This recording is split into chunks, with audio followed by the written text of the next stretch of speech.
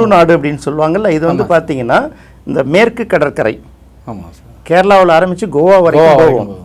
So அந்த துளு அப்படிங்கிற பேருக்கு வந்து எதிர்த்தல் அப்படிங்கிற ஒரு பேர். அதாவது எதுலேயுமே வந்து உறுதியாக எதிர்த்து நின்னாங்கன்னா உறுதியாக இருப்பாங்க. அதுவும் தமிழர்கள் தான்.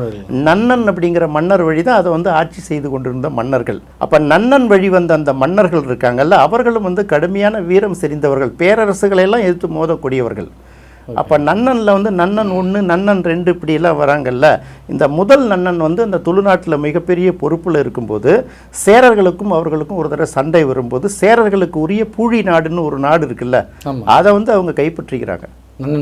நன்னன் பிடிச்சிடுறாரு. இப்போ நன்னர்கள்லாம் சாதாரண ஆட்கள் கிடையாது, அவர்களும் வந்து வீரர்கள் தான். இப்போ நன்னனுக்கும் அவர்களுக்கும் வந்து வாகை பரந்தலை அப்படிங்கிற ஒரு இடத்துல வந்து ஒரு கடுமையான போர் நடக்குது. இந்த மிகப்பெரிய போரில் வந்து கடுமையாக போராடி நன்னனை வந்து இந்த போர் வீரர்கள் கொன்னுடுறாங்க, சேரர்கள் கொன்னுடுறாங்க. கொன்னுட்ட பிறகு ஏற்கனவே வந்து இந்த நன்னன் வந்து சேரனுக்கு சொந்தமான பூழியர் நாட்டை கைப்பற்றி வச்சிருந்தானே, அந்த பூழி நாட்டை திரும்பவும் அவர்கள் மீட்டுக்கிறாங்க, தங்கள் நாட்டோட இணைச்சுக்கிறாங்க. அப்போ பார்க்கும்போது கலங்காய் கண்ணி நார்முடி சேரலோட வெற்றியில் முக்கியமாக குறிக்கப்பட வேண்டிய வெற்றி வந்து தாங்கள் இழந்த பூழி நாட்டை திரும்ப பெற்றுக்கொண்டார்கள்.